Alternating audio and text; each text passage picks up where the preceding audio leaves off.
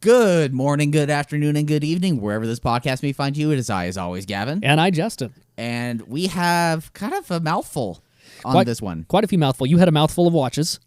It started to turn into the watch podcast, which we haven't had in a little while. So that was fine. Yeah, that was good. I had a nice 20-ounce quad shot mocha before getting into this, so you and I are kind of like, Roadrunner and Coyote. Yeah, and we had a lovely, quick little conversation about wild car prices. There's one specifically this week that got hit a six-figure mark. Yeah, we talk about a 97-mile Mark IV R32 Volkswagen, which is kind of nuts. Kind of wild. Yeah, we talk about that. We talk about watches. We, of course, because I'm on the podcast, talk about Porsches. Yep. And also talk about a little bit of praise and hope for the announced GR Corolla manufacturing increase. That's true. Cross your fingers. Yeah, well, let's just get into that, shall we? We shall. Yeah, well, okay, so I guess getting into what we've been doing, I don't know, I mean, my week was fucking hectic. Sounds like it. I almost didn't want to come up. Almost. Frankly. Yeah, Maddie had a COVID scare. She doesn't have it. Which is great. Yeah, she took a test at home. She had a positive, and then she took another one, and it was negative. And then she went to the doctor and had a third one, and they got back to her, and it was negative. Interesting. So she just has the flu. But I was gonna either bring her up here and like drive all track, see what this was like, and then take the scenic route from here to Park City and take 84, and then have like lunch and a hike with my family. Snowstorm was coming. Yep. So there's that. So a hike would be out. Maddie also is sick. So I was like, okay. And I picked her up from the airport. She got back from Austin. Yeah. Before we found out that she was sick or that she had anything. She probably picked it up from the airplane, frankly. Very possible, yeah. You're in an enclosed tube with 100 people. Yeah. So, and my parents were like, you know what? Let's just shelf this for another time. Yeah, that's understandable. Yeah, so that was going to be today, and I'm very thankful that we were able to just, like, give myself the morning. Yep. I didn't have an alarm. I slept in until about 9 o'clock. And I guess rewinding why this week was crazy, Monday was fine. Tuesday was some ramp up, but my work, Expedition Superstore, had this big booth at an event called SLOREX, or SLOREX, SLOWREX, or sorry, SLOREX. Not like the car, not like the WRX, but so we had I think it was a 30 by 50 booth. Okay, so decent size. It was decent. Yeah, we had 3 rigs. We had 3 of the rigs that we had down when we took our trip. So we had the Gladiator, named Roxanne. We had Ram Chop, which is the Dodge Power Wagon. Yep. With the 60,000. I found out how much that costs. The flatbed. Well, no, the camper itself was about 60. I'm sure the flatbed is probably an additional 10, 15. I think so, yeah. And the flatbed also has what they call a garage, which has doors on it. It's actually a pass-through, kind of like a Rivian. Yep. So you like open it up, and there's a bunch of storage there. And then that on top of a 2,500 Power Wagon. That's a big girl. People were asking how much, like, anything or everything costs, and the answer that I heard was the boss will sell it to you for $180. Ooh. Which is, that's a flip still. I mean, it was probably $130. Yeah, $130 to $150, like, to build it as is. It's a big and very bespoke vehicle. Yeah, but so the camper is from a company called 4-Wheel Campers, which is based in Sacramento. Bowen Customs did the flatbed, and they're somewhere in Colorado. I can't remember where. Yeah. But we are now, and we were telling people at the show, so I feel like this is public news. Yep. We're a 4-wheel camper dealer now. Okay, cool. So our showroom is actually expanding, and it has been expanding. Yeah. We knocked a wall down and are pushing it back 50 feet, which definitely, or maybe it was like somewhere between 30 and 50 feet. And we had to basically take all of the workshop and inventory that was for 23-0 and ESS that was in the back, and like basically take pivot it 90 degrees. And also they bought a new storage area. So we have another external facility where we're storing shit. Oh boy, This is like a huge fucking thing. it's a big move. Yeah. So, knock that wall down, push it back, and we're gonna have like I think 4 or 5 4-wheel campers on display, That'll be which is sweet. gonna be fucking sick. And then it's also gonna have a banner that either I or Justin would have taken. We haven't decided on the photo yet, but a big banner that's like a 50-foot banner of stuff that we shot at Trona Pinnacles. Hell yeah. So that's gonna be pretty sick. What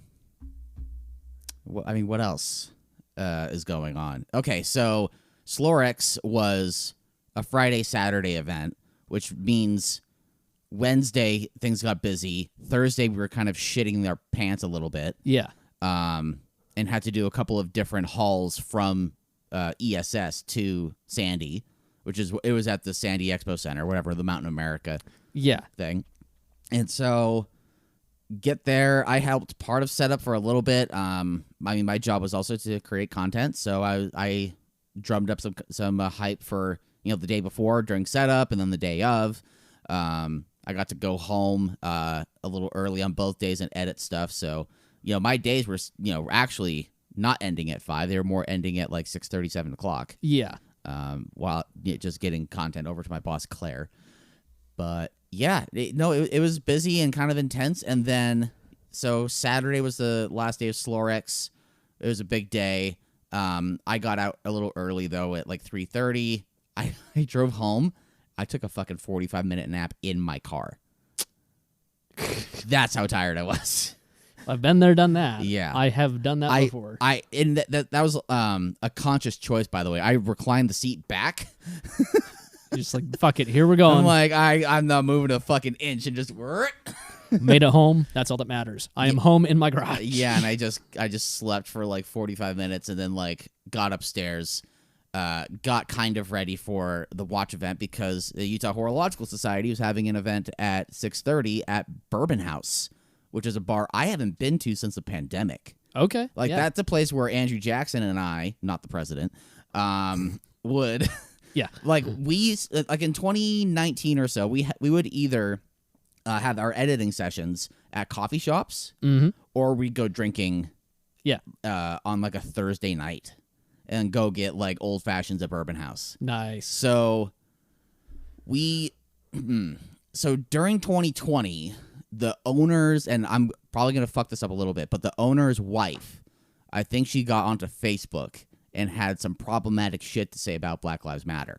Okay, yeah. Which I thought was going to cancel them, and it definitely started to cancel them, and they were closed for a while. Yeah. And I wasn't sure they were ever going to come back, which was really a bummer, because I was like, oh, well, I don't like racists. No. But at the same time, fuck that. They used to make a really good old-fashioned. That was like the best old-fashioned like I'd had in Salt Lake. I'm like, fuck, now I'm going to lose that place, because like, here's a really cool vibe. I mean, for those that don't know, Bourbon House is a bar in downtown Salt Lake. To get to it, you walk through a lobby of a business building. It looks like a bank or something. And then you go down these stairs into this really dark and gloomy but really vibey speakeasy that's like definitely inspired from like the 20s and 30s. Yeah. Have you've been? I have not. You haven't been? Oh, okay. No. Well, I know you don't drink, but that would be a fun place to go. They had really good food, actually. I had a couple of old fashions last night, which is why I needed the coffee. Yep. But I also had this buffalo fried chicken sandwich, which was fire. It was so good. Definitely recommend. So we had our watch event last night with this dealer from the Midwest. He was mostly promoting Frederic Constant for people that were talking at the event. But if you wanted just to pop up on the Google machine, type in like Frederic, like that. Constant. Yep. Oh, yep, that's right there. Okay. So Google Frederic Constant chronograph. That was actually my favorite of the ones that I saw last night. It's like a really dark navy blue dial. That one, images for Frederic, go down. There you go. Okay. One far left. Second row far. Yep, that right there. Okay, yeah, I like that. So what we're looking at, I'm going to try to do my best to describe this, but for chronographs, for those that aren't really into watches, it is a watch that has a timer or a stopwatch function on it. So you have your normal 3 hands, except the second hand is actually the chronograph seconds. Mm-hmm. So you have a running seconds that's always running. That's at the 9 o'clock position, I believe, for that.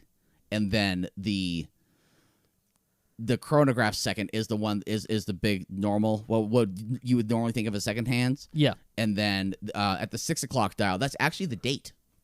Okay, yeah, it makes sense. So it's not just like a number like on a date wheel. It's actually like a needle and a dial. Mm-hmm. And then the sub dial at the 3 o'clock is the minutes that you've counted on the chronograph. So that watch right there. So that's a really in the dark light, it almost looked black. Yeah, it's a pretty dark. I mean, I can even see on this photo that like it clearly it's a deep navy on the dial on the face. But it's also like a sunburst effect. So like if you do shine light on it, it brightens up. It's it's a somewhat metallic-y but like grainy finish to it, which is really nice. And like the case and the pushers and the crown, like that's all high polish and nice. Yep. The buttons, I ran the chronograph for a second, and the pushers felt really nice. That's like a $4,600 watch. So it's something that, like, if you really wanted one, you could like attain it and get it. Frederic Constant is not like Rolex. You can just buy a watch. You can go to them with money and walk out with a watch. Yeah. That's not the same for Rolex or Patek or AP or a lot of like the really higher end stuff. There's not that much hype behind this company, but they make really cool shit. Their movements, actually, go to the search bar, just add the word movement to the end. Everything's like really nice and high polished. Yeah, like so. Look at the case back there. Mm-hmm. Yeah, like everything is like, I think that's probably hand turned. I don't think that's engine turned. Probably not. Oh, it's a 21. So the case dimensions of that, it's a 41 millimeter case, which for my small ass wrist is about the limit that I'm comfortable with. Yeah, you'd rock one for sure. Okay. Yeah, the lug width is a 21, which is irritating because most watch straps are 20s. Mm-hmm. It's either 20s or 22s. 18s are easy to find too, but it's the odd numbers, like 17s, 19s, and 21s are like, what? Fucking why? Yeah. So, but they do that so you could buy their straps. Yeah. Yep. But yeah, it's pretty. It's nice. I saw some other cool shit there. For those that are, I don't know who, like, when people listen to us are like in the car or if they're at work or at home. So if you're listening to this, let us know actually where you listen to us from. Either drop in the comments. Maybe James K will let us know. He probably will. Hi, James. Yeah, let us know where you're listening to us from. So if we do, end up talking about something that's fairly visual, I'll know if you can actually Google it. Yeah, you can from where you are. Pull it up yourself. I'm gonna send you on Facebook though. Some photos I took last night. Yeah, I saw a couple on your stories float across. Yeah, so the chronograph I was wearing is that Frederic Constant from last night. But then a watch that I'm saving up for and I'm really working towards is what's called a Tudor Black Bay 58. Okay, yep. So the one that I sent you on like that tan canvas strap, that's the original, what they call a smiley rose. What the enthusiasts call a smiley rose, because if you zoom in on the dial, the text that's just above the 6 o'clock kind of makes a semicircle. Yep. So that's kind of the smiley part. They'll talk about how it's an automatic and depth rating and all that stuff. Mm-hmm. And you can't really see it that well because it's under the minute hand, but Tudor has had a couple of different logos. Their current one is like this shield, kind of like, the Tudor family, like the shield. Mm-hmm. But they used to have like this really intricate rose engraving. So they have it on the dial, and they also have it on the crown, like on the front of the crown. So that's like the OG. That's the original Black Bay 58. It's supposed to resemble and take inspiration from Tudor dive watches from the 50s and 60s. They started making this in 2015. So it's a much newer watch. The case on that is also a 41, which is also at like the limit of what my wrist can handle. Yeah. The lugs angle down really nicely, which is good. I this inadvertently turned into a watch podcast, but and let me know if I'm getting too lost in the weeds here. No, I mean, I think we're good. I think we just finish out with the next one, which is that Rolex. The Rolex is interesting. So that's called an Explorer 2. Normally, Explorer 2s are not black. I like the black. It's a PVD. And this one in particular is from the early 2000s, like late 90s, early 2000s, and you can tell that with the red hand. So this is a GMT. Gotcha. Just like what I'm wearing. They both have a second time zone. Yeah. The interesting thing about that, though, on the Explorer family of watches, or the Explorer 2, rather, is the bezels don't move. Interesting. Yeah. So why that is exactly, I'm not entirely sure. But it is a 24-hour bezel, so, that hand is a 24-hour hand, so it lines up with the bezel just fine. Yeah. But the interesting thing about this is owned by a guy named Chris who owns and runs a shop called Fankhauser, which is a watch shop, and they also work on like old clocks too, like grandfather clocks and stuff. Okay. It's a cool little shop. Yeah, I think you'd probably actually like it. It's in Sugar House, just off 21st South and like 11th East. They are actually the go-to place that I recommend. And this is not an ad, by the way. This is just my appreciation for Chris and what he does. Yeah. He services watches. He services all sorts of shit. He sells stuff. This is his. He bought that for $1,300. I'm sure it's worth a hell of a lot more than that now. Well, he bought not because he bought a long time ago, but because something about the second hand was like shoved like upwards and was like rubbing against the crystal. Interesting. And so it wasn't moving, and so the previous owner thought it was broken. So Chris bought it for a song. Yeah.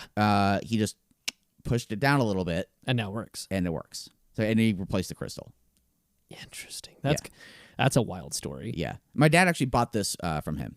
Okay. Yeah. And he's also bought a couple other things from him too. But it was pretty cool. That's like a 39 mil case, so it's the right size. Yeah. Yeah, red GMT hand, Mercedes, hour hand, black dial. The Rolex Explorer 2 is most commonly known to be a stainless steel case with a white dial and an orange GMT hand. Actually, you should Google it. I'd be curious to see what you think of it. They make a polar dial, which polar just means white. Yep. Or they also make it in a black dial. I like the black dial one a lot. A black dial with a red GMT hand is... Rolex Explorer 2, right? Yep. The Explorer 1 is just a three-hander... So like these guys right here. Yeah, upper left, yeah. Okay, gotcha. Boop. Okay. Yeah. 13.5 is a bit high for that. Granted, this is gray market. Rolex gray market, everyone kind of knows this for a long time, is kind of crazy. That's probably about 30% over. Probably. Yeah. That's about a $10,000 watch. I like what's funny is that I like the white on black with the face design because it actually reminds me of my Audi gauges, which I love. They're the same way. Okay. I have grown to love that because it makes it super easy to read. Whereas both on watches and on gauge clusters, I feel you can get kind of lost in certain circumstances. Say like when sun's coming into your face, you can't necessarily see the dials very well because your eyes are compensating for all the light coming in. Interesting. Okay. Versus like with the white dials, I've never had that problem because clearly it's very up front with black indices all over. The thing with Rolex in particular, they've never really done like anti-reflective coating on their crystals. Even like my Squale doesn't really have much in terms of like anti-reflective. Yeah. So I would be curious to actually see what living with an Explorer 2 would be like with a bunch of sun and stuff. But yeah, I mean it's super clean. The actual indexes, it's a black circle with white lume on it, right? Yeah. So it's actually a black. It's probably steel. Rolex is known to have white gold indexes. Yep. So it looks like silver or steel, but it's it's technically white gold. But the black indexes with the white lume on the white dial is real clean. I agree. I'm a fan of it. I'm into those for sure. I agree, and I've told you in the past, I'm not the biggest fan of like the more standard Rolex look with like the sports model is stainless steel. Yeah, and Rolex stainless steel, by the way, is a different steel than say what this is. Yeah, yeah. Because most watches that are steel are 316L. Rolex uses 904L, which always has like this sheen and like this air of like a premium product. Yeah, I just like that look a lot more. I think the stainless with that white face, the black indices, and especially the orange, that's a GMT hand. The GMT hand, yeah. That I think that looks really, really good. Yeah, like I actually like that. Interesting.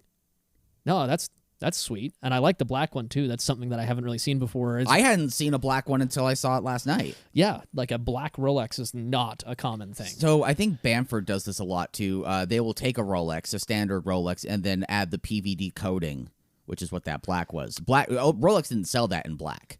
That's an aftermarket thing. It's a custom thing. Yeah. Yeah. Okay.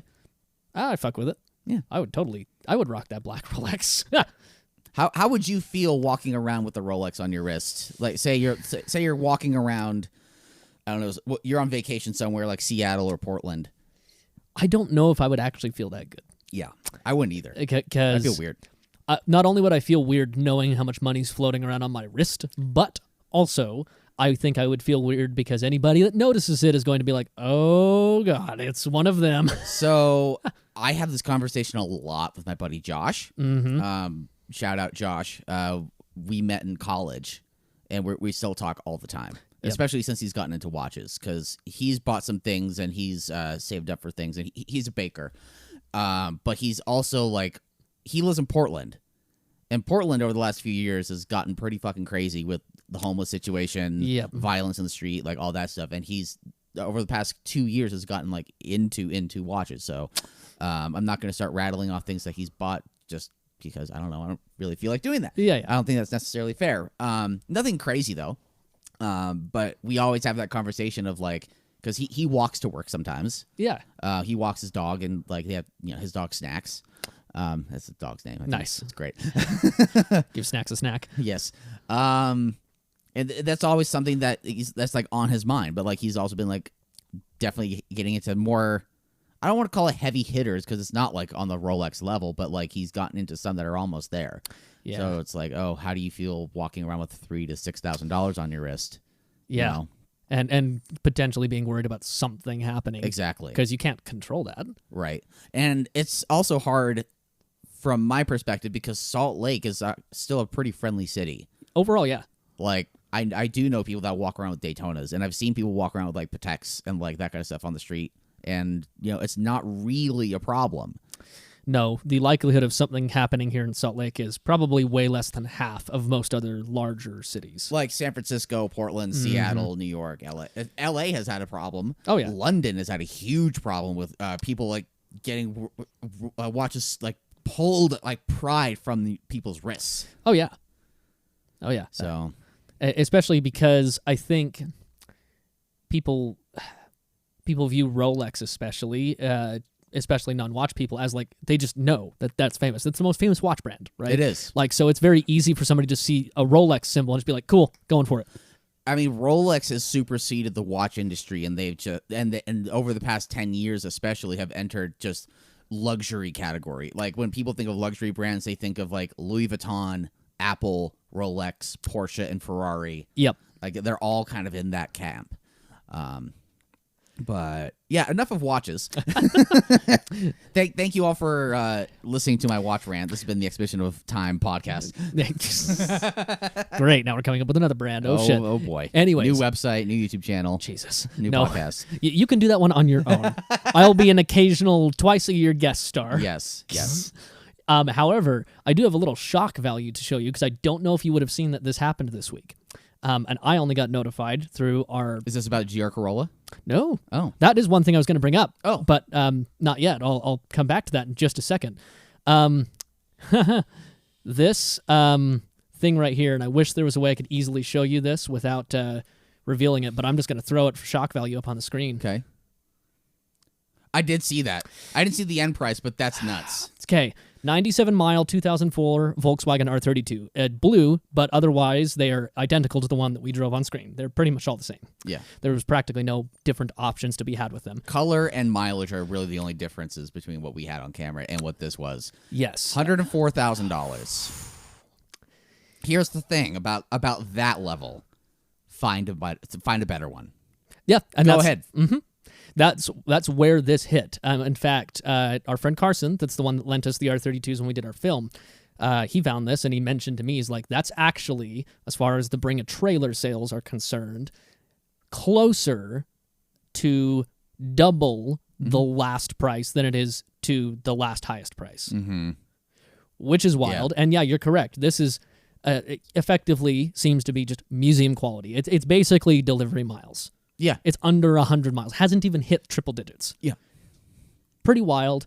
It made me a little sad, though, because I had this thought when he sent this to me, and it's like, damn it, that sucks. Oh, did Carson send that to you? Yeah. Okay. And the thought really came to me like, okay, not only is that not a $104,000 driving experience, it's just not. It's a fantastic driving experience. Sure. But it's not, if you're just looking at it objectively, it's obviously not. I still am under the belief that a collector grade Mark IV R32, Yep. $30,000. Yeah. Max. And I'm with you. And the main reason I'm with you is the reason this made me sad is sales like this, or even sales like the Saabs that I've mentioned a couple times, like $50,000+, when those experiences aren't worth that, make it so that the average person is now unable to experience it. And it's not that, no one's forcing anyone to buy a $104,000 R32, but it's the rising tide raises all boats. It's a precedent. It sets it sets a bar. Which makes, a collector quality $30,000 R32 people might try to sell for 50 to 60, which is like, fucking come on. And it sucks because, like, on one hand, yes, it's the free market. Like, somebody decided that was worth that, and that is accurate. That's how the free market is supposed to work. Right. We all get it. Yeah. But at the same time, the collateral damage that comes from those things happening. I mean, if you look at, like, there's plenty of examples to show this. 911s is one you could talk about. R34 GTRs is another, of all these different cars that have had these cataclysmic rise in prices over the past 20 years. Yeah, I mean, anyone even 10 years ago could probably predict, R34 GTRs being crazy because of Paul Walker, because of the history in the Fast and the Furious, and how inspirational, say, some movie cars can be. Yep. Nobody really, before the Supra took off, really, people weren't necessarily predicting that. Yeah. But hindsight on that is kind of 2020. It is. We can look at everything from here with more or less rose-tinted glasses that'll highlight exactly what happened. And, why didn't anybody see that? Well, it's because nobody was looking at the time. Right. It just happened. Well, and I get bummed when I see not even, normal 911s from classifieds of 30 years ago, but, 930 turbos that were, $30,000. God damn it! And that's it's really clean low miles, 930 turbos, or seeing a 959 that would have been sold for $250,000 or something. He's like, oh, would have, yeah. And I look at this I struggle to know exactly where to land because I think it's really cool that one like this exists that is that clean. I think it's cool on one hand to see it become that appreciated that someone was willing to drop that amount of coin on it, but on the flip side, the amount of shit that does to the market of a car like this that is an average car, albeit a really good one, it makes it unobtainable. It's how I feel about 964s, because the 993, because it was the end of an era with last of the air cooled, because of the aesthetics that a lot of people prefer. With the wide body treatment that was done to those cars, because of the advertising and the marketing that was done back in the day. Jeff Zwart was a big player in that, because that was the era where the kills bugs fast and the flying over the hump. Yep. The awesome marketing that carried Porsche. I mean, Porsche was struggling at that time for a lot of for money. Yep. They almost without the Boxster, without the Cayenne, they would have fucking died. Yeah. But with the hype that was around 993s, I still don't like the aesthetic of 993s. I'm sure they're great to drive. I would love to drive any variant of 993 that wasn't a Tiptronic, because they actually did have Tiptronic. Yes. Which is Tip tragic. Yes. But when 964 started to rise, I was like, finally, thank you. And then they kept going and going and going. It's like, oh wait, no, stop, please. We gotta go. We should have paused about halfway down. We this gotta path. go back. We gotta go back. So yeah, I feel you and I understand that like seeing things like this is like I'm glad people have come around to appreciate them, but it is still a bummer. And we actually put 2 and 2 together that I think Carson accidentally bought his at the low point. He probably did.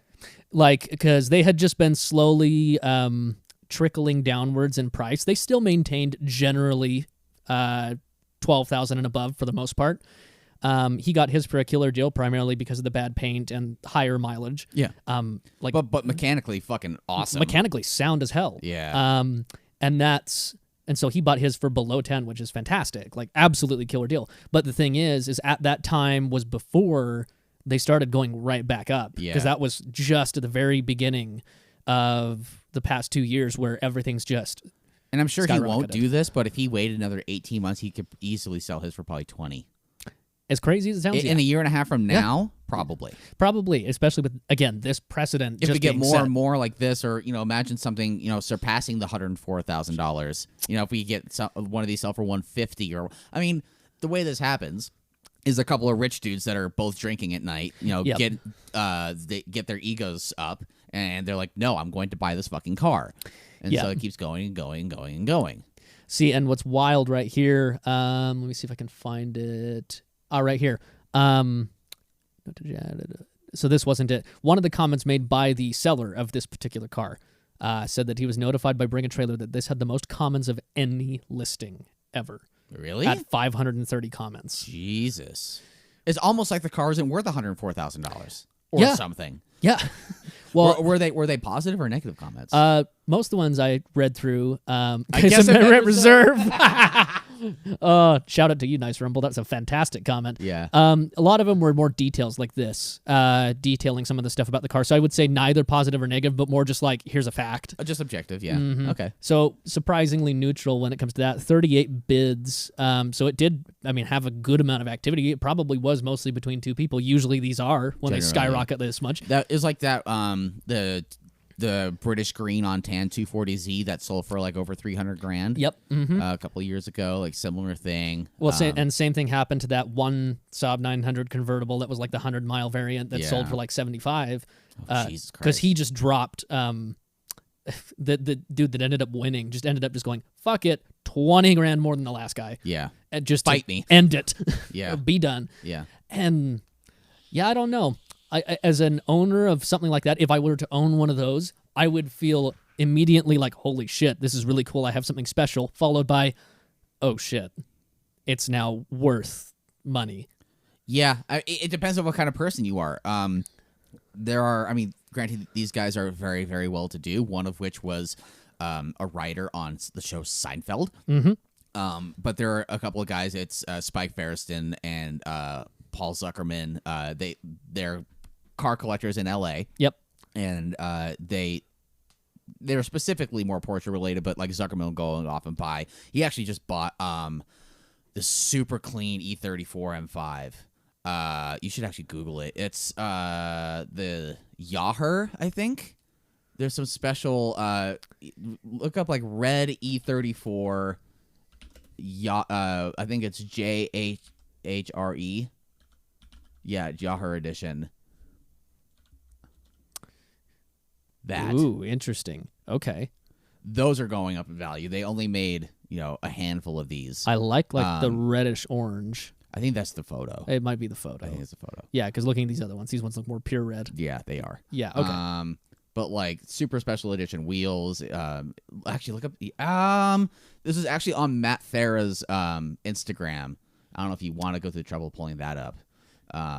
But like the interior, I'm saying a lot, and this isn't making for very good radio, but fuck it, I don't care. Yeah.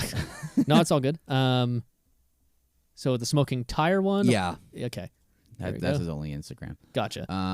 This was posted somewhat recently. Go down. I think that's as far as I can go without being logged in. Oh, that's unfortunate. Yeah. Here. I'm sure it's a beauty. That's because I'm logged into Instagram on my laptop. Yeah, that is a nice looking car though. Like I'm not the biggest fan of E34s. I'm not either. I prefer E28s or E39s. Yeah, as most people. Yeah.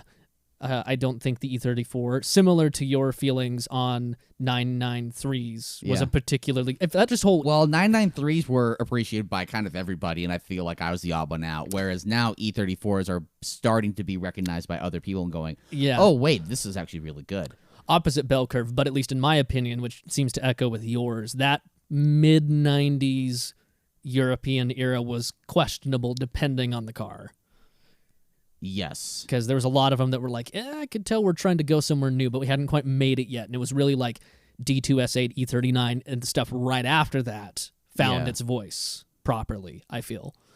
Fuck, it's not on here. Because clearly we were in a transitional period from the 80s boxes into the 90s swoop. Oh, wait, here we go. Sorry. Okay. These seats. Ooh, yes. I've seen those, like, those Recaro tiles before. Mm-hmm. I don't know. That was probably. I mean, so this is a 4,500 kilometer Yahoo 20. Okay. So I mean, if I were to speculate, first of all, knowing Zuckerman, he buys the nicest of fucking everything. Yeah. It was probably a couple hundred. Probably. $100,000. Oh yeah, that wouldn't surprise me. This is especially being that kind of. Very rare special edition car. One rare enough that one does not hear about the name very much. Mm-hmm. Yeah, only 20 models were built. Yeah. 20. Because for the 20-year anniversary of BMW's M program, which I guess started with the M1, didn't it? I believe so, yeah. Yeah. But like I was looking at these specs, so the 340 horsepower, because it's still just the 6, I'd imagine. It is. Yeah, 3.8 V6, or not V6, sorry, inline 6. 3,800 pounds and $69,300 MSRP at the time. What's that in today's money? US? That's probably, it's not quite double, but yeah, it's probably like 120. Yeah, 110, 120. Pretty good amount of money. I mean, ironically, what a M5 generally sells for now. Sure. Oh yeah, like the CS is like 140, I think, isn't it? Mm-hmm. So correct me if I'm wrong. But. Yeah, I'm pretty sure you're right. That's interesting. I just looking at the wheels a little closer. These like twist style wheels are kind of very period correct. They are, which is all good for that car. Like all power to you. Definitely be correct to when you were built. I kind of like it more with the wheels with the black face right here. I do too. Rather than the standard silver. The black spokes with the red paint. Yeah. With the chrome lip it's a very clean look. Yeah, exactly. I'm into it. But like. I'm guessing where you were going with this is that they actually drive their cars. Yeah. Okay. Their whole mentality is buying like the cleanest collector versions of shit and then driving the money out of them. Good. Yeah. That's what that's what I aspire to be. Yeah. I aspire to be able to obtain something like this, not necessarily set a high price record, but just pick up something like this and be like, I'm sorry you haven't had all the love in the world that you deserved, baby. I'm going to drive you now. Yeah. Because that's what a car deserves. Keeping cars happy mechanically and cosmetically, too. You can do all three at the same time. You can put mileage on them and enjoy them, keep them cosmetically good, and keep value. All three are possible. Not at the same price level of value. Like, the value will go down, especially if you buy a 4,500 kilometer, collector BMW. Mm-hmm. Like, yeah, it's going to depreciate, but like, who gives a shit? Like, they're supposed to be driven. It's all about the balance, young grasshopper. You can balance all three of those, even though yes, the value will go down compared to the stupid low mileage. It saddens me. That's another thing that saddened me about that R32. It's like, oh, you were bought, driven around the block, and then parked. See, and that's the very first thing that pops into my head when I see, check out how little mileage this car had. That always bums me out. That's like the very first thought that pops into my head. See, and then I've always been on the opposite side of that spectrum where I'm like, I want to see an obscene amount of mileage. Part of the reason why I put so many I'm with you. Part of the reason I put so many miles on my Stinger is because I just loved it. I had no reason to not drive it, and that's why I love my Saab having the 340K it does. Well, one of the best examples of this is Brian's questionable decisions. I've heard about him. He's the guy that's driven his 308, his Ferrari 308, like across the world. You need to Google this because imagine a red like a Magnum PI's was black, wasn't it, or was it red? I think it was. It's a generation behind me. I kind of don't care, but Brian's questionable decisions. Yeah, red 308. That he has he basically kind of overlands in it. Honestly, I think I've seen. Yes, I've seen. yeah. Look, that first photo for Road and Track left. Yeah, I have seen. Yep, I've seen that photo, where, jeez, that is what I aspire to be. Yes, you can drive a Ferrari 308 to the Arctic Ocean and back. Says Road and Track. See, and he doesn't do it as much. But what's his name? Metcalf. Harry Metcalf will do once a year, take one of his cars on a massive trip. And I remember watching him take his Testarossa across Africa. Yeah. Which is he has great taste too. He does. Fantastic taste in the visuals and the cars themselves, and will actually go out and properly use them. Well, and also and he's probably now a resource as the kind of the go-to of here's how you do an engine out service on a Countach. Yes, I've seen some of those videos where the because the the car was assembled around the engine. There is no easy way, at all. And looking at mechanically how that all fit together, I'm like, what crack were you Italians smoking? Some of this would have been so easy to make. It was Coke at the time, probably. It probably was Coke at the time. Coke mixed with many wines. Yes. A service hatch would have made this transmission bullshit so much easier, but nope. Nope. We can't be doing that. No. Anyways, I look at stuff like this, or I even saw a photo float across Facebook the other day of a homie up in British Columbia dailying his Lotus Elise in these snowstorms that we've had recently. Love that.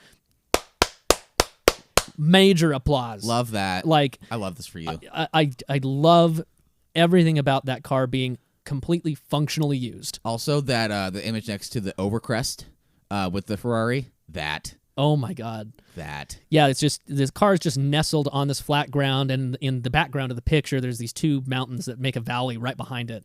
It's this beautiful vista, snow covered, and honestly, that would kind of make for a baller paint job with how much dirt has been kicked up. The mud covered Ferrari all the way up to the window. Yes. Oh, that's fantastic. I'm here for it. I love the probably 30-ish spoke wheels that it has. It's borderline Integrale. Yeah. It's like an Integrale with an insert. Oh, can you actually click on? Yeah. There you go. Oh, they're black too. I like that. Yeah.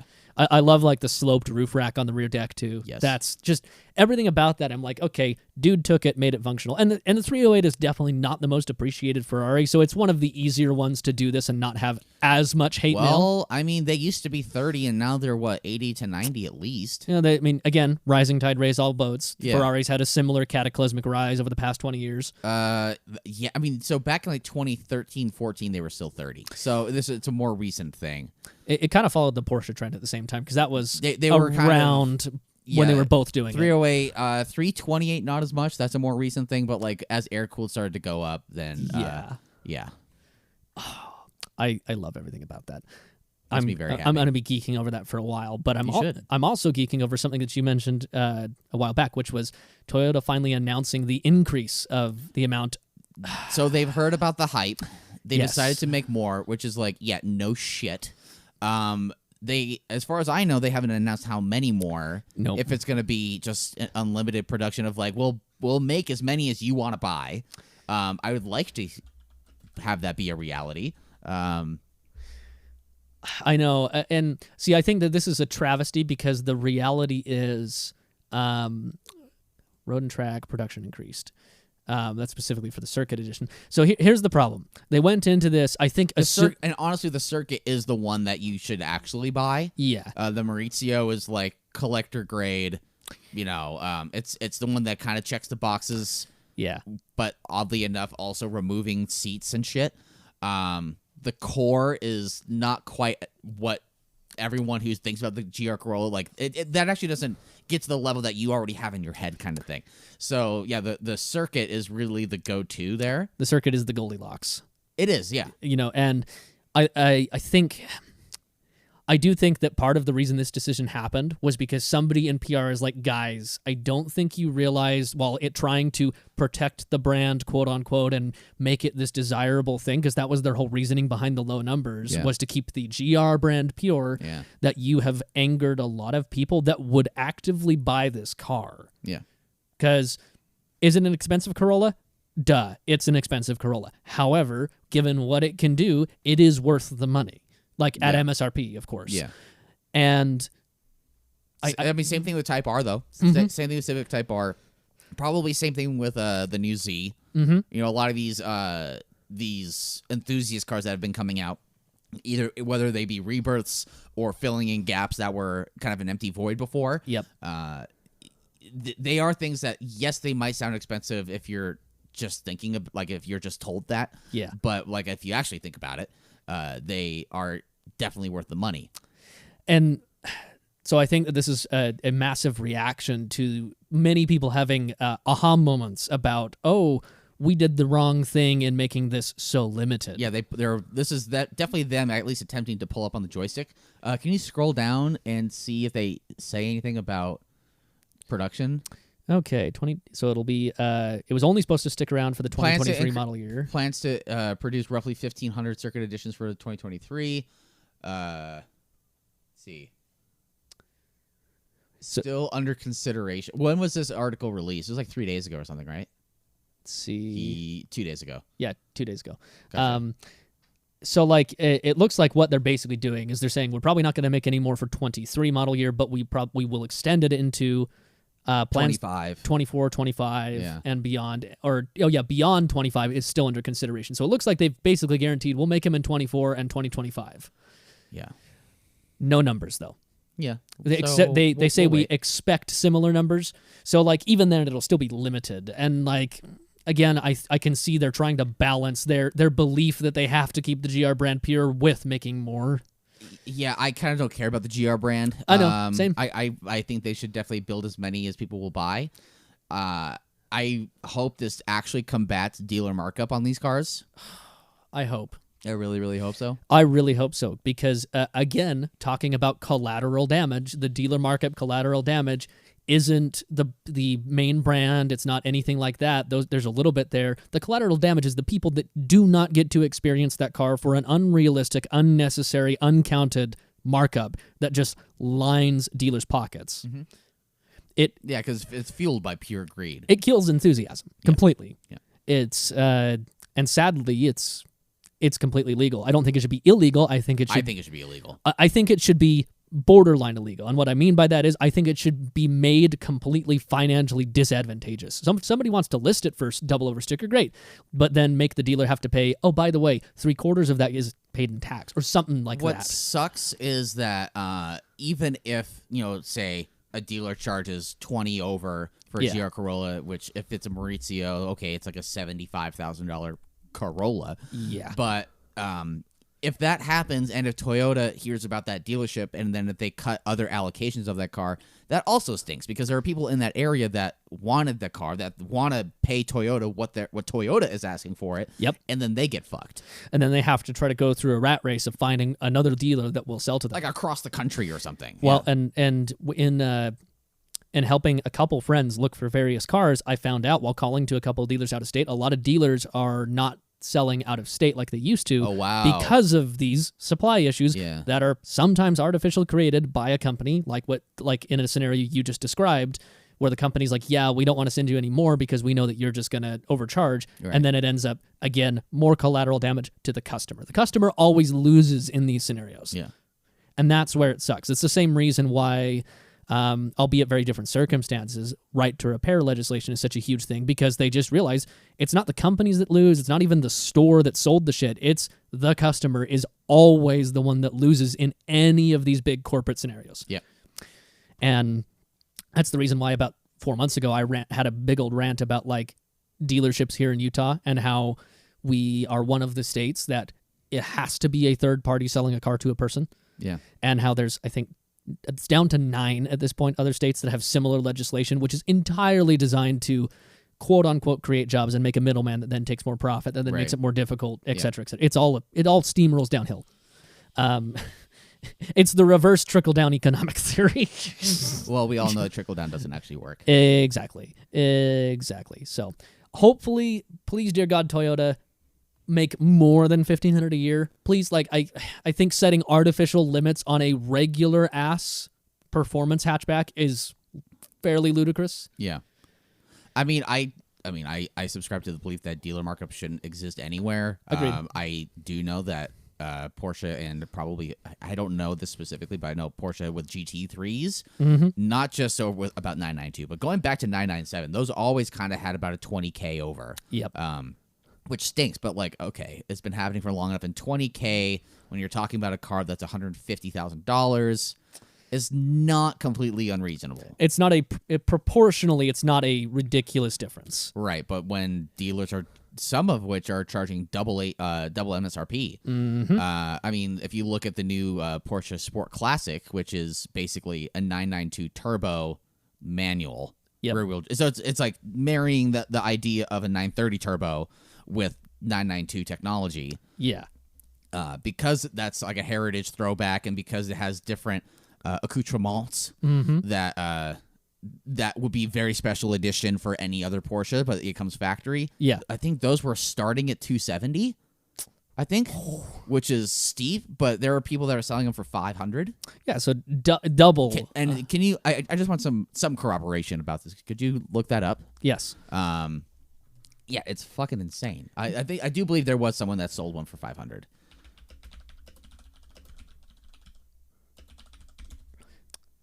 So, yeah, 273 is what the quote-unquote general MSRP seems to be. Yeah. Can you maybe look up, like, I don't know, $500,000 or something? Let's see if that works. My guess, okay, there are some... Yeah, so there's a Renlist thread that some people are speculating that it's going to be kind of like the 911R. Yeah, that was a few years ago that people were buying them for 200 and selling them for 7 to 900K. Yeah, you're just somebody again. Some of these comments we're seeing today are great. Damn, maybe I'll get another Lotus instead. I know. Those went up though. Those were fucking 30K all day long, and now they're at 50. I know. I know. Yeah, it looks like a lot of people are like sitting here going that's 911R though. 911R. That's GT3Rs. Yeah, it doesn't seem like too many people have actively talked about it, but like anecdotally, that is something that I have heard about. Yeah, and I think it's very likely because ironically, we were both there and got to see the 911Rs when they were here at our local dealership. Yeah, there was like 5 of them. Mm-hmm. And I just happened to tag along with you that day by pure accident somehow. Was that an accident? I asked you. It's like you and did. Christian. You did, because I think what happened was, I know it was fairly short notice, not like, hey, come now, but like it was like the day before or something like that. Yeah. And showed up and got to see those, and then, haha, psych, not the last manual 911, ha ha ha ha. Fuck you people that paid $500,000 for them. Or some were trying to sell for $700,000 and $900,000. And I think it was around that time where Porsche was like, okay, we're not an investment company, which is what pisses me off about what's going on right now, because like all these other cars are being flipped for over, dealer, like actual Porsche dealers are selling for, either 100K over for normal GT3s, 120K over, or, double ADM for GT3s or Sport Classics or 911 turbos. And it's like, well, what happened between then and now that like Porsche isn't doing anything? They could have nipped this in the bud, like 18 months ago, when the GT3 came out, and like when people were maybe starting to get them. Like how money? Yeah, but Porsche isn't getting any of that money though. Well, they're not. You're correct. At the dealer level, they're not. However, if you look at even how much dealer level, the dealers are getting the money. Porsche corporate is not. No, I know. What I'm saying is, if you even look at what the MSRP of that Sport Classic is, it's a pretty steep, even from the get-go. Yeah. So I'm saying that there's some double grabbing going on a little bit from both directions. Even because, like, if you think of how much a Sport Classic is going to cost them to make, it's not going to be $273,000, even though it's a special edition model. Like, sure. There's a lot of extra grabbing there than I think is reasonable. You think Porsche is greedy for asking that much for that? I think that they've gotten more greedy than they were, probably to do with how well the 991.2 GT3 sold, or just the 991 GT3 in general. Yeah. I think that showed them. But that isn't a GT3 variant, though. It isn't, but I'm saying when they're looking at it from a higher level in their whole 911 family, they're like, yeah, we have a lot of desirability here. I agree that Porsche has seen the light is like with where cars have been and where they're going, and this is a special thing that can't really be replicated elsewhere. Yeah, I understand that. I first of all, I do agree that they are being slightly greedy with that, but at the same time, it seems hypocritical of them to not allow that back then with the 911R program, and then not cracking down on people now. I think that is a bit ridiculous. Companies and then be also companies. GT4 RS is also going for fucking crazy over. Well, and that's what I'm saying. Companies are companies at the end of the day. At the time, they did a good PR move and were like, hey, we don't want to do that again with the 911R. But then slowly but surely, that's like, yeah, but like but they're still not getting that money though. So like, where's the incentive? The incentive is to or maybe they just realize it's a losing battle. I don't know. I think it is both. I think it is both. Just they are less obliged to care when they realize how special their product is because they know that the dealer's going to sell them. So they're like, okay, well, you are asking 30% over. We don't like any more than 20%, but the reality is you sell more 911s than everybody else. Things like that with bigger dealerships. Sure. They're going to look at it like, yeah, we don't see anything, turn a blind eye. Yeah, I'm sure there's that going on too. Especially with the larger dealers. If they have a larger dealer that's consistently charging a markup, they're probably going to be like, yeah, but you move so many units, you're lining everybody's pockets at this point. It's a golden goose situation. Yeah. That's wild though. Like I look at that, and that Sport Classic does look cool because I've seen some photos and the idea of it is cool. Oh, there's one that I've seen circle around. It's like Irish green or some sort of like British racing green with tan interior, houndstooth centers, the gold. You could call it a gold package, like what would have been on cars from the 90s, but like gold logos, like inside and out. Like that is like perfect to me for something that isn't a GT product. Yeah, that's the perfect 911. I actually saw what I would honestly believe, and I'll see if I can pull this up and send it to you on Facebook. The perfect spec RS4. It's very similar to what you just described. It's kind of a random side note, but it was on Audi Club North America, guy selling this black on brown RS4, but it had been fully Euro converted, so it had had the Euro bumpers, the Euro wingback Recaros, like the full 9 yards, and I looked at that. I was like, if that was British Racing green instead of black, that would be the perfect spec in a way. Yeah. In kind of its own way. But I still want to, if I had all the money, I would still love to build a Franken RS4 wagon. Yeah. Have either the, take a blown 4.2 R8 motor or something. Oh, yeah. Shove it up front. That BRG paint, tan interior, wagon. Fuck it. Drop the front axle and just make it rear-wheel drive only. Well, yeah. I mean, that's the car we built last week, I believe. Kind of, except I said turbo 5-cylinder. But I think a Franken RS4 wagon of any kind would be cool. Yeah. Regardless of what engine's under the hood. Both those engines are great. Oh, here you go. I found it. I am sharing you the link now so that you can gawk at the glory of this thing. Because fuck our listeners. I know. But, like, I love this particular tinge of brown on these Recaro wingbacks. It's like chocolate brown, like pure chocolate brown. And they have the matching shifter boot with that. It's not still just a black shifter boot. The carbon trim. The car's on the proper original wheels. And 75,000 miles as well. Like, kind of a perfect all-rounder. Like that is nice. I like that the billet shifter knob too. Yes, that is nice. Yep, and the Euro spec steering wheel as well. Like he went to great lengths when reading through his post that to get every best part that was OEM for the car. Wow. So again, the wingbacks, that steering wheel, that shifter knob. This is listed on Bring a Trailer. Yes. Where is it at? Okay, current bid is at 40 and it ends in 3 days. Okay. I'm curious where it'll go. I wouldn't be surprised if it hits like a 65, 70. I wouldn't either. But it could also, hit 50 and park there, But that car being the way it is spec'd and has been... the carbon on the in the engine bay looks to be in good nick. Which is rare. Yeah, it's clean relatively clean underneath. I'm just like looking through. They took a lot of photos of this car. Jesus Christ. See, and that's the thing, is I think that car may be worth the 60 because that is probably the only RS4 in the States with all of those Euro parts, with all of the best parts and kit. And who knows, it might not be the only one, but there's not a lot of... There's some aftermarket stuff underneath, though. Like, there's an 034 sway bar. Okay. I can see. Yeah. But, like, if you're looking at control arms, like, they're fucking mint. Yeah. Exhaust is clean. I'm just going because they took like over 200 photos of this fucking thing.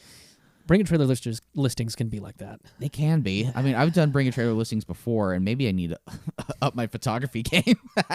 Well, yeah, because I've seen some of those ones with 200 plus photos, and it's been. Although it's overwhelming, it's also fantastic at the same time because you have a visual of effectively every nook and cranny of the car. You really do. I mean, even the body, like the pan underneath, like by the exhaust, like hardly any scuffs or scrapes. And maybe it'd be good to like team up with like a mechanic shop to be like, hey, I have a BAT listing coming. Can we use your lift? I've seen that happen. Like I did that once. Garrett Levens, actually, Garrett, if you're listening, say hello. He had a 996 turbo. Okay. I actually barely drove it like for a little bit once. This was the crazy one, right? Well, I drove it before it was crazy, but gotcha. on race gas later, like I think a year and a half or maybe 2 years or whenever it was later, I was making like 730 horsepower. That was a drag car. Yeah. And we did a BAT shoot and he picked me up, and so I got to ride around in it. We did like a fucking 70 like to 140 pull. It was nuts. It was like one of the craziest, like hardest accelerating cars I've ever been in. Well, yeah, that much weight, all from the rear. Yeah. And that little weight. That little weight. Yeah. Just shoving you forward. Oh my God, it was nuts. Because was it rear wheel drive? No. Oh, so it was all wheel. Yeah. Okay. Yeah. Well, so they started doing all wheel drive 911 turbos with 993. Gotcha. So 930 was the last of the rear-wheel drive Porsche turbo. Gotcha. Okay. And that was another reason, I think, also why the 993 turbo also went up, because it was the last of the air-cooled, but it was the first of, like, the all-wheel drive. So it wasn't, like, totally going to kill you, but, like, you also really got to hold on kind of thing. Yeah. Yeah, I think what's funny is he actually, I believe, he came with us on the Drive Road Rally thing. Did he? I think he was there. Because I remember there was a tuned turbo 996, like I'm pretty sure it was him It probably was. that had like some small silly little issue that we stopped by the side of the road to fix real quick. That wouldn't surprise me. He has an Ariel Atom now. Hell yeah. Yeah, he's out in the Bay Area. And I don't want to like air dirty laundry or anything, but so before COVID, he and his wife, they quit their corporate jobs. Yeah. And liquidated, which is one of the reasons why he sold that turbo. Yeah, I remember he sold it because he was moving. Yeah, moved to Mexico and kind of fucked off for a bit. And then the pandemic happened. And he's probably sitting pretty. Oh, yeah. And then, I don't know, maybe a year or so ago, he moved back to the States and he moved to the Bay Area and started getting back into cars. He had a C6 Corvette, I think. Okay. C5 or C6, and he goes to Monterey he does track days at Laguna Seca. Yeah. And so that's probably one of the reasons why he got his Atom. And so, but he drives it like not just to the track, like he like dailies it occasionally. Yeah. Which is rad. I gotta go over there and say hello and have some seat time. For sure. That'd be fun. That's a sweet. I mean, he seems to have had a lot of really cool cars. Yeah, he has good taste. Which is so Garrett. Hello.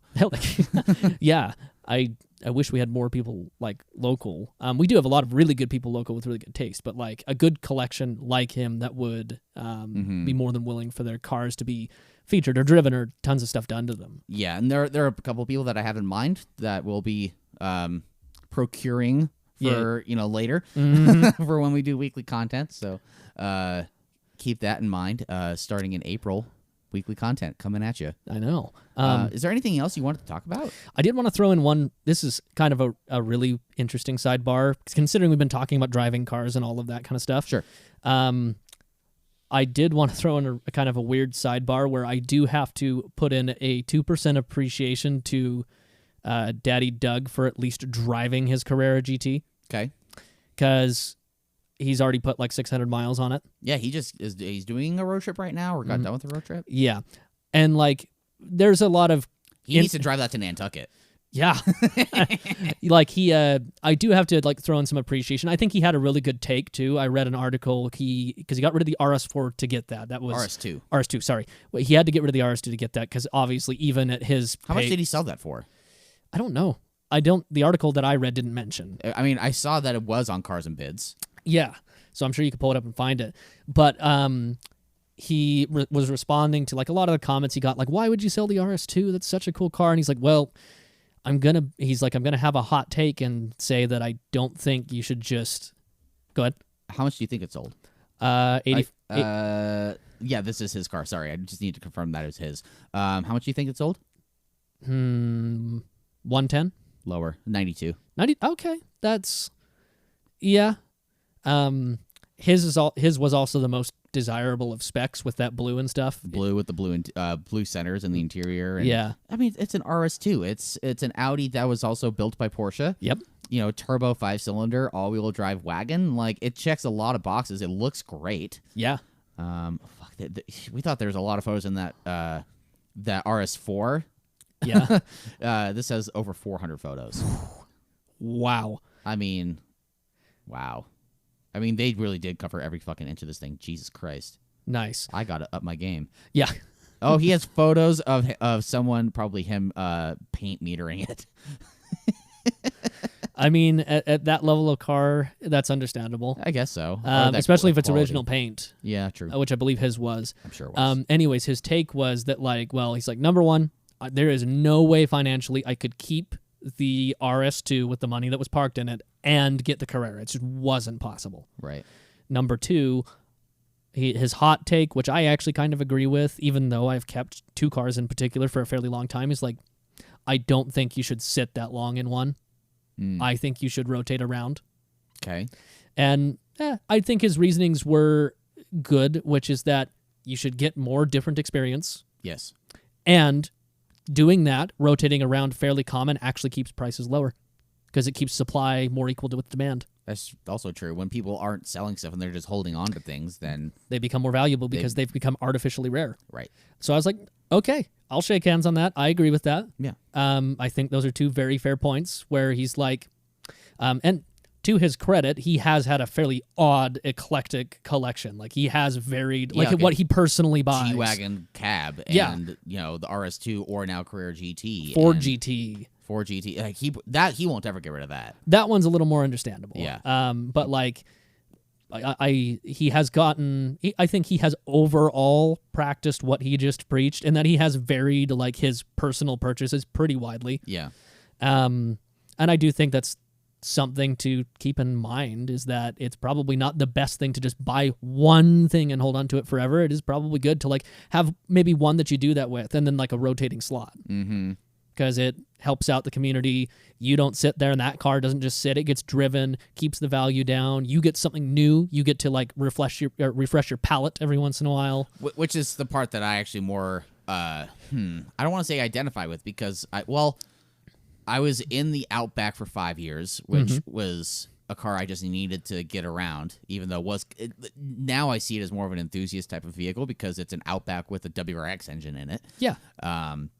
But I was in the Forester as another daily get around, even though it was a manual. Like, okay, who cares? Yeah. For 2 years. I'm in my Fiesta. In May, it'll be 3 years. And I want to hold on to it for a few more years. But, like, okay, that car is going to go at some point. Yeah. Like, what's next? Mm-hmm. And with, the exception of the two Subarus back-to-back, I mean, the Fiesta was definitely a departure from anything I'd ever had before. Yeah. The things that I want to get into are also departures from what the Fiesta is. So, and the last 4 years of my life have been the most, we'll just call them automotively stale of my personal ownership. Not because they haven't been good, but because I have the Audi and the Saab that each have been there for over 6 years now. Yeah. And the truck is approaching 4 years. Yeah. And that's just been out of necessity through the financial times that my life has gone through over the past several years. And sometimes that's just what you need. But, like, and that's why... That's why I get kind of frustrated when you and I talk about like what we like and what our dailies are. Yeah. Or what we aspire to be, because what you aspire to is kind of more of what you've had before. Yes. Which is like, okay, if that's your thing, fine. But as long as you're not buying, 5 Subarus back to back, or 5 Hondas back to back, or 5, big body Audis back to back, or whatever. No, I would definitely acquire more of them, but I don't plan on being completely repetitive. Right. Like, I do plan on varying it enough. Sure.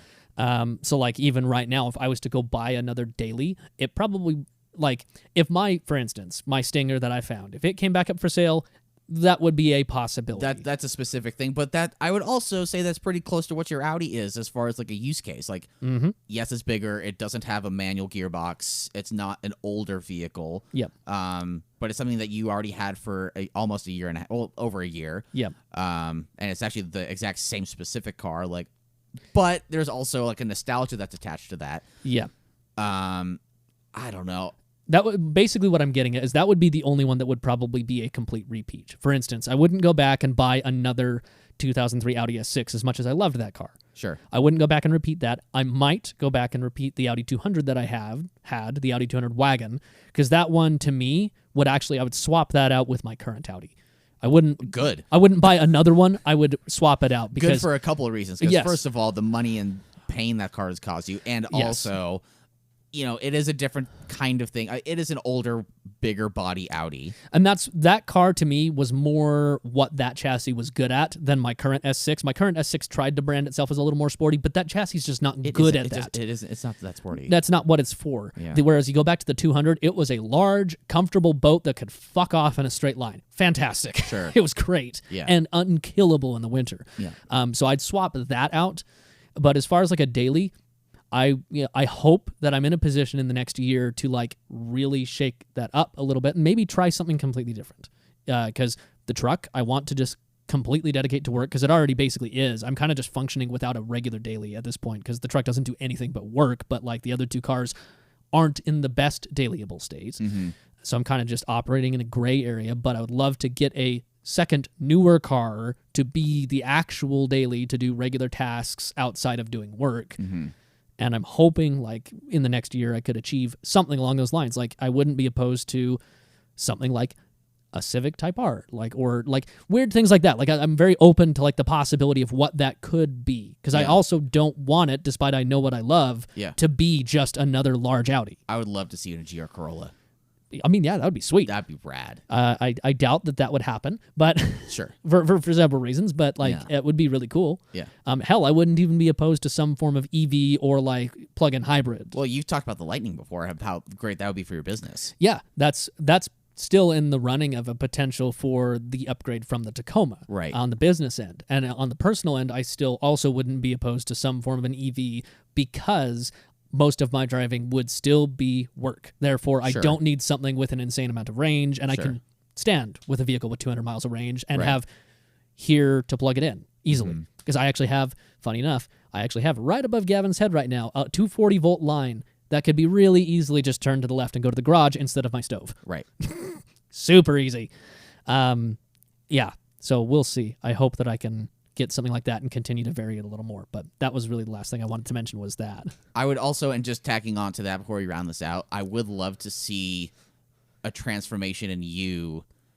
Like if you were to say to drive something like an RX-7 or Miata or something that is a smaller two-seat, something that is an actual sports car. Yes.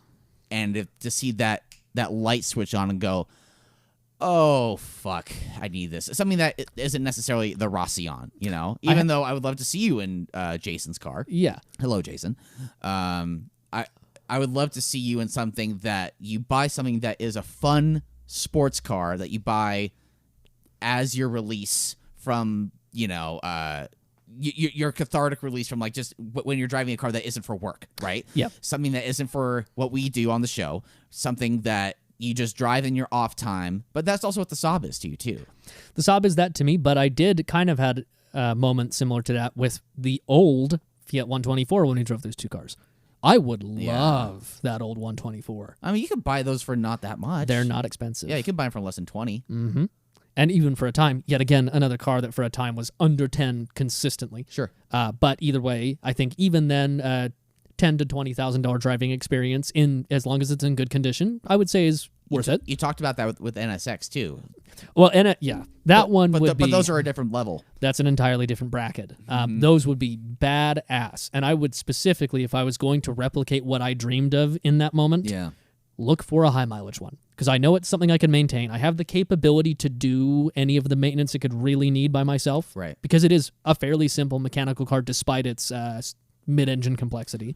I mean, there are proprietary parts that are for that, similar to what Corvette is, because like, sure, the engine is reliable in the Corvette, but like there's a bunch of other parts and a lot of other pieces to that puzzle that are proprietary to that are not in a fucking Silverado. Exactly. Right? Yeah. So there's a lot of shit that's in an NSX that wouldn't be in an Accord or in a Civic or whatever. Oh yeah, very much. I learned in that film that it is not what a lot of people say, which is, oh, it's just a mid-engine fucking Accord. No, it's very much not that. It isn't. Not at all. Not even the engine is not that, despite what you believe. It's not. Anyways, but if I was to try to replicate that, it would be find a high mileage one, find one with like 200 some odd thousand miles. I don't care, that I can find for like 50, 60. You know what would be hilarious though is if like, if you and I are both in, close and like committed contact with, say, with me, with Brad with the yellow car, and you with Michael with the black car that were on camera. Yeah. If there came a time where those guys had to part ways with those cars. Oh yeah. And if we got either one of those for a deal. Yeah. And we were like NSX bros. That would be, I would love that. That'd be the best bromance ever. That would be awesome. I'm for that. See, and I just talked about a high mileage one, which obviously Michael's black car is the opposite of that.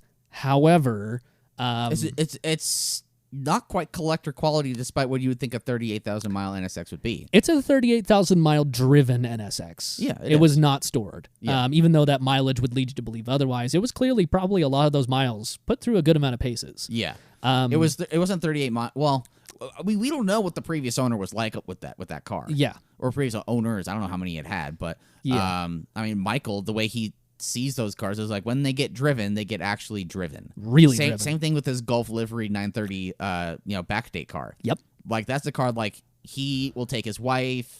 It didn't have back seats in it, so like he would take either his wife or like one of the kids, or his wife would take that car too. Yeah. And when that car gets driven, it's a straight line, punch it, properly driven. Yeah, exactly. Not just like bogged in fourth gear or third gear, puttering around the block kind of thing. Yeah, because I wouldn't mind that black car, and the dream thing with me is be just like this NSX with these studded snow tires on the rear, just crazy. Or on all four. Yes, sorry, all four. I'm mainly focusing on the rear because it's rear wheel drive, but yes, all four for control, of course. Yes. But have that type of a scenario where I can take that vehicle and do what an NSX is not supposed to do, similar to what Mr. Dude was doing with the 308. Brian's questionable decisions? Yes. Yes. Mr. Brian. Lifted NSX, anybody? Could you take CRV suspension? Oh, God. and throw, like, you wouldn't fit 37s on it, but... No. 30s? 30s? I think 30s wouldn't be unreasonable. I think you could tastefully... If you do a safari treatment similar to what Lee Keen does with 911s, slight lift with suspension. And also, by the way, speaking of safari shit, and I can go on a fucking tangent with this shit, yeah. but like with the Dakar 911, same kind of thing. But yeah, like lifted, you do some seam welding where that needs to happen. Yep. Some knobby tires. Farah, when he got, and I'm sure the other Porsche Safaris that were like this also had KO2s. Yeah. Fit some KO2s to an NSX, lift it. I mean, I would love that. We're basically reverting to 8-year-olds that are just drawing on a piece of paper, going like, okay, now it needs this, and it needs this, and it needs this. Yep. So, anyways, we've been going for a fat minute. We have, and I'm okay with that. We don't always have to keep to just an hour. But, no, for sure. If you're still listening to us with Justin's mic bump, yep. Thanks for tuning in to the Expedition of Speed podcast. I mean, as far as things to plug, we have weekly content that's going to be coming later. I haven't vented about my therapy of my my definite fuck up from the Porsches. We can talk about that later if we really want to. Yeah. But yes, thank you for tuning in. Thank you for putting up with us, and hopefully you'll still stick around for our weekly content that's going to be coming out in April. And I think until next time, I've been Gavin. And I've been Justin. And this has been the Exhibition of Speed podcast. Goodbye.